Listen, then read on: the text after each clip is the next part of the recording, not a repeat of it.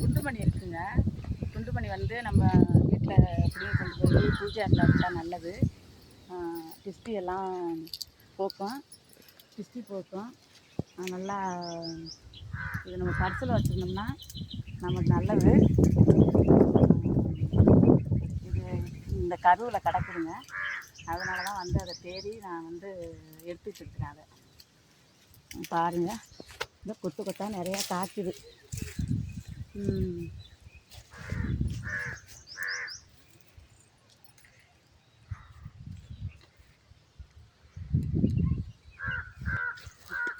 கீழே எல்லாம் கொட்டி கிடக்குது. கீழே காட்டு, இந்த மாதிரி கீழே நிறையா கிடக்குது. அதெல்லாம் இப்படி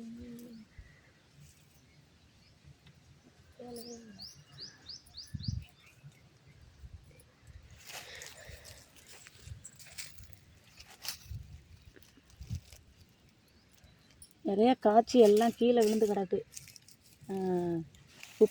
குண்டுமணி குப்பையில் கலந்தாலும் குண்டுமணி என்றைக்கும் மச்சு போகாதுன்னு சொல்லுவாங்க. அதே அது பாருங்கள், அவ்வளோ அழகாக கிடக்கு. எத்தனை வருஷம் குண்டுமணி கிடந்தாலும் மச்சு போகாதுன்னு சொல்லுவாங்க.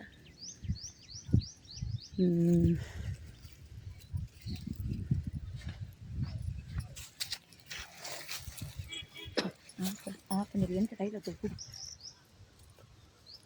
பாருங்கள் மக்களே. மேலே கருவில் தான் நிறையா எடுத்தேன் அந்த குண்டுமணி.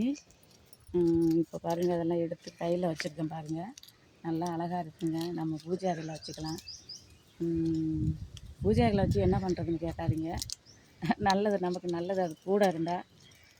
அதனால் அதை வந்து தேடி கண்டுபிடிச்சி எடுத்து வச்சுருக்கேன். பாருங்கள், இவ்வளோ